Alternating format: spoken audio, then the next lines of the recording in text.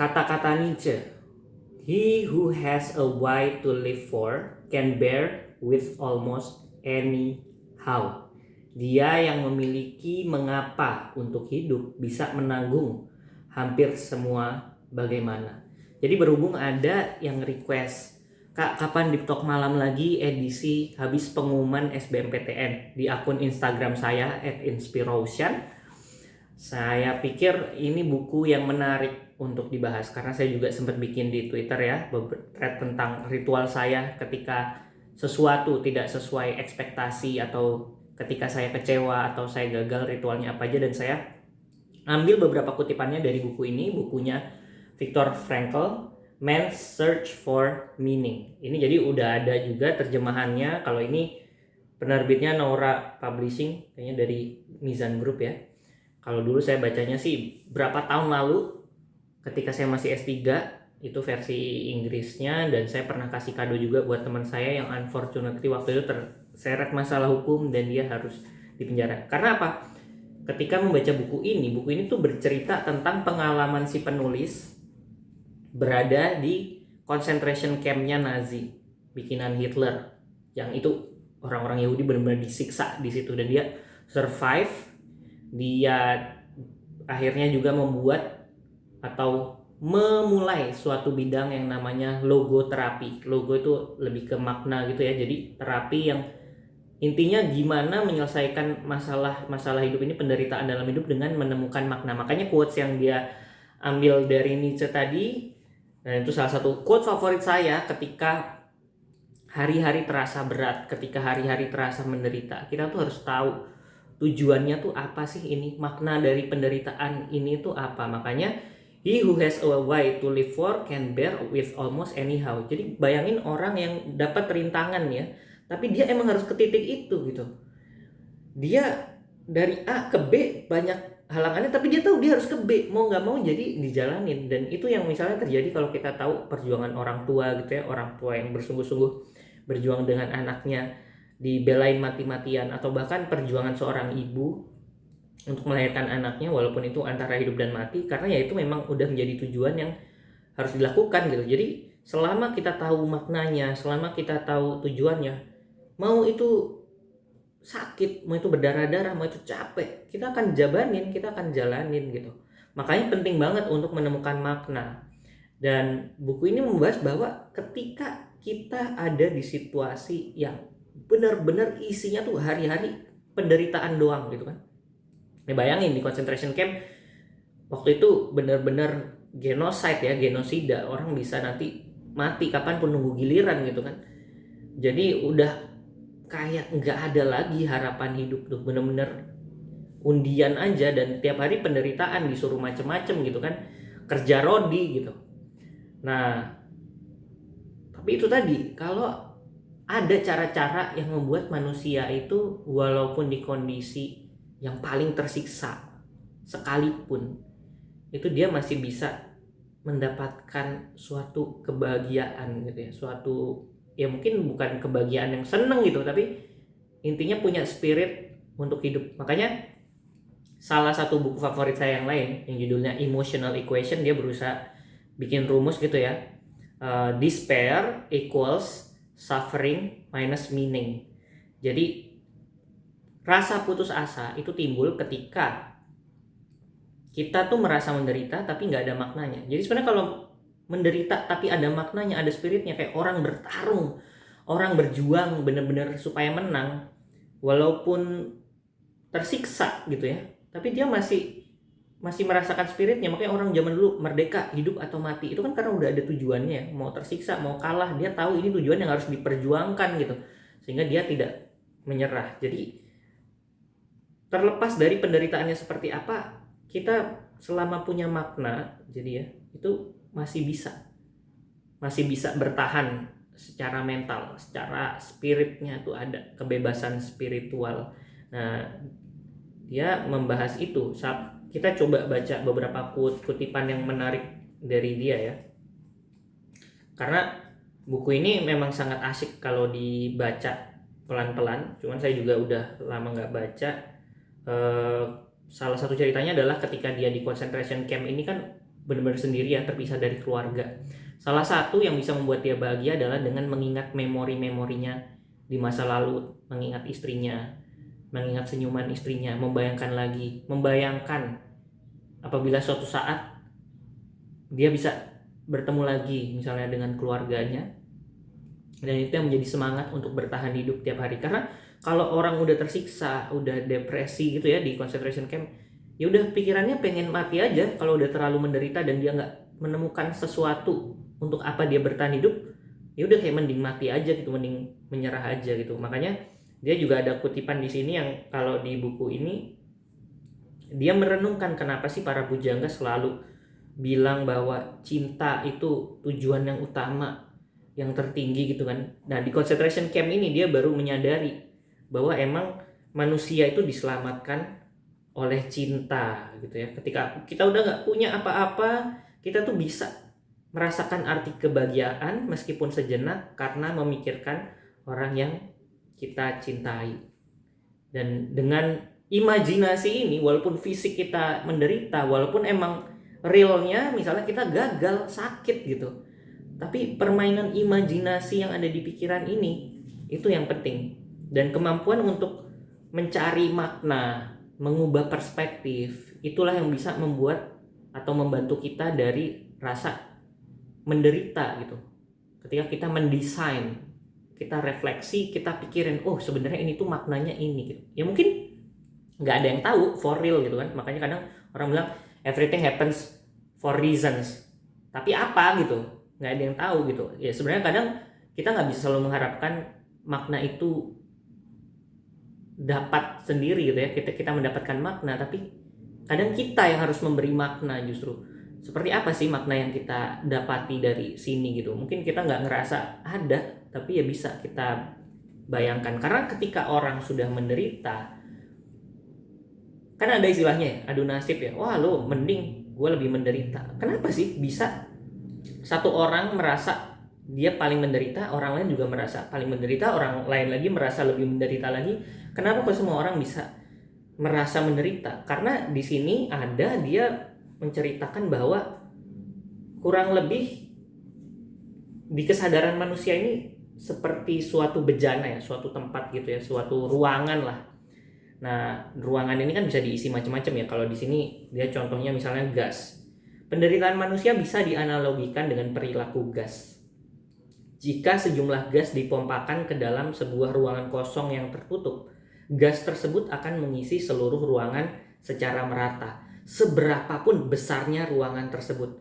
Begitu pula dengan penderitaan. Dia akan mengisi jiwa dan pikiran sadar manusia tanpa peduli besar atau kecilnya penderitaan itu. Karena itu ukuran penderitaan manusia bersifat amat relatif. Jadi kayak gitu, mau orang ngerasa orang lain lebih kuat, mau ngerasa orang lain hidupnya lebih enak, tapi bisa jadi orang lain itu juga ngerasa hidupnya menderita karena penderitaan ini mengisi pikiran. Jadi full. Ruangannya tuh dalam pikirannya isinya cuma menderita doang. Ya, jadi ngerasa paling menderita di dunia lah. Karena gasnya akan mengisi ruangan. Itulah nature penderitaan kalau kita nggak mencoba menyikapinya dengan bijak gitu. Ini ada satu quote yang menarik ya. Saya sadar bahwa kalau saya kembali bekerja dalam waktu cepat saya pasti akan mati. Namun kalau saya memang harus mati, setidaknya kematian saya punya arti gitu kan. Ya hidup sekali, sudah itu mati. Makanya harus berarti kan. Dan dia bilang manusia bisa melestarikan sisa-sisa kebebasan spiritual, kebebasan berpikir mereka meskipun mereka berada dalam kondisi mental dan fisik yang sangat tertekan. Jadi dia bilang ketika ada stimulus, ketika ada sesuatu yang terjadi dalam hidup kita, ya ini mirip sama yang mindfulness kemarin ya, lalu kita harus memilih respon. Disitulah ada kebebasan, ada kemerdekaan kita untuk menentukan sikap mau seperti apapun yang terjadi. Jadi mau kita gagal, selalu ada pilihan. Ya mungkin berat memilihnya, tapi pilihan itu ada di tangan kita. Mau kita berlarut-larut atau kayak move on gitu kan.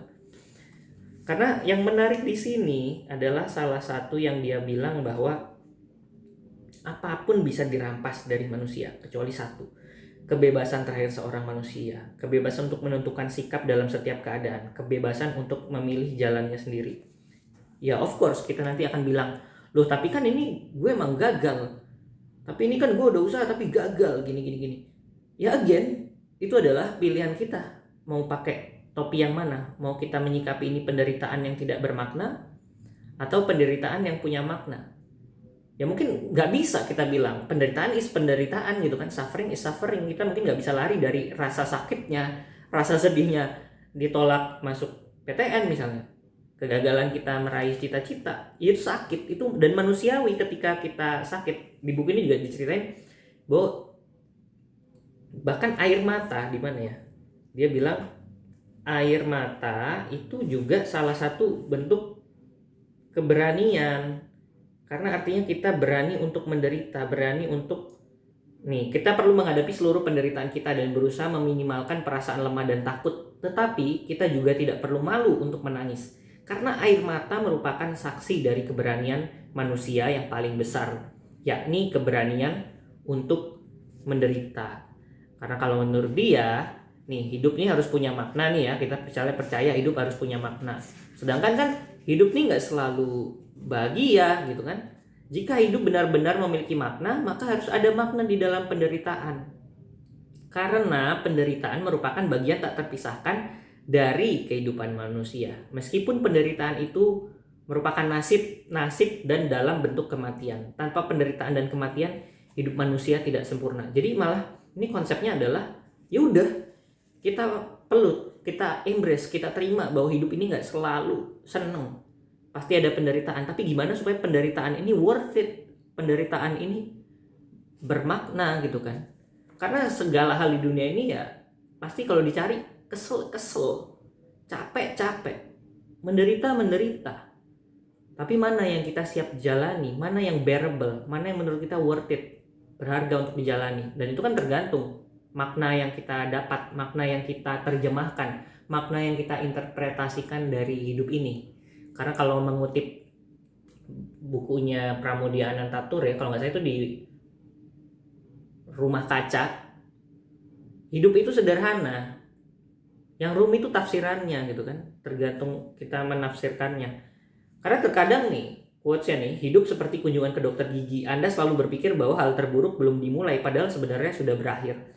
Banyak hal dalam hidup ini yang kita pikir, wah ini sampai kapan menderita. Tapi kan nature-nya ya, somehow di alam ini ada aja yang namanya sinyal sinusoid kan, naik turun. Kadang kita menderita, tapi nanti pas kita udah di titik penderitaan yang heboh banget, kita nggak sadar. Sebenarnya ini kurvanya udah naik lagi gitu. Turunannya ini udah mencapai 0, terus sekarang udah positif.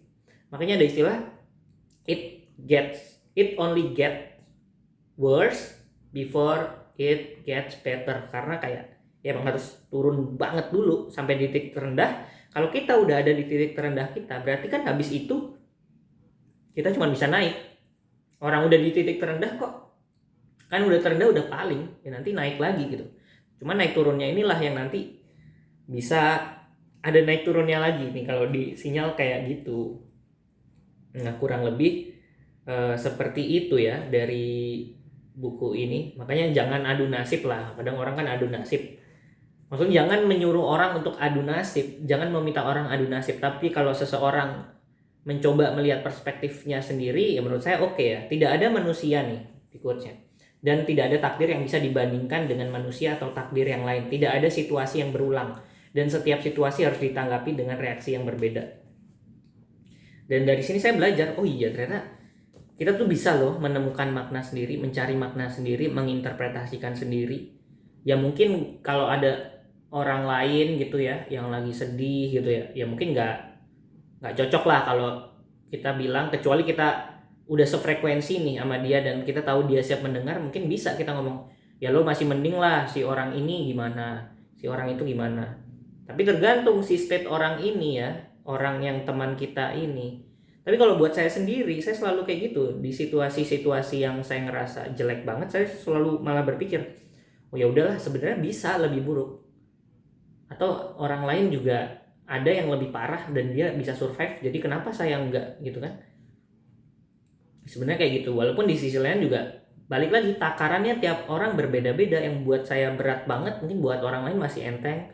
Itu beda-beda, cuman saya selalu bisa memilih. Dan yang paling penting itu sebenarnya bukan kita membanding-bandingkan ke orang lain ya.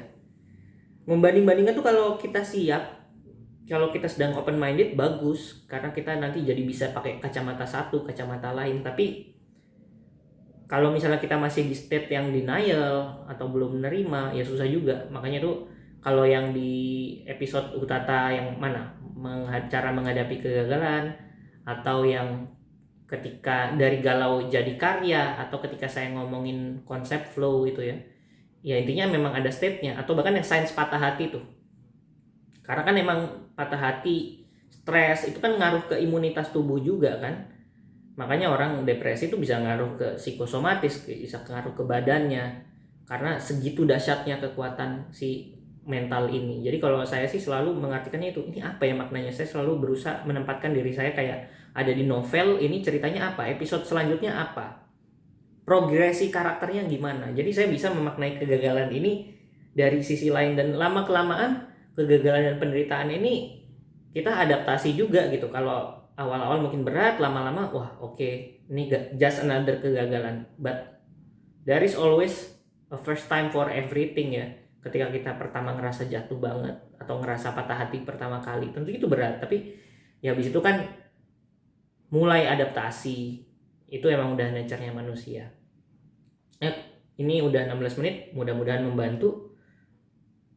Intinya semoga teman-teman yang sedang sedih, sedang menderita, sedang mengalami kegagalan, teman-teman boleh take some times untuk menghibur diri sebelum akhirnya nanti berusaha mikir lagi apa kira-kira makna di sini, atau bagaimana teman-teman mau memaknainya, respon apa nextnya yang mau teman-teman berikan. Karena ya kehidupan terus berjalan dan ini soal probabilitas. Kalau teman-teman menyerah dengan hidup, probabilitasnya 0, that's it. Tapi kalau masih mau mencoba, probabilitasnya antara 0 dan 1. Ada kemungkinan, selalu ada kemungkinan. Dan carilah kemungkinan yang, kalaupun kemungkinannya kecil, kalau emang kita ingin memperjuangkan itu, kita bulat tekadnya, kita punya why-nya, dan kita tahu what-nya, tinggal mikirin how-nya gitu. Jadi gitu, pencarian makna. Intinya dalam penderitaan bisa jadi ada makna kalau kita mau mencarinya dan mau punya kontrol atas sikap kita terlepas dari situasinya seperti apa. Dan itu dimulai dari ini nih, pikiran, imajinasi. Oke, gitu dulu. Sampai jumpa di Deep Talk malam yang lain, di video Utata selanjutnya. Terima kasih sudah menonton dan salaman.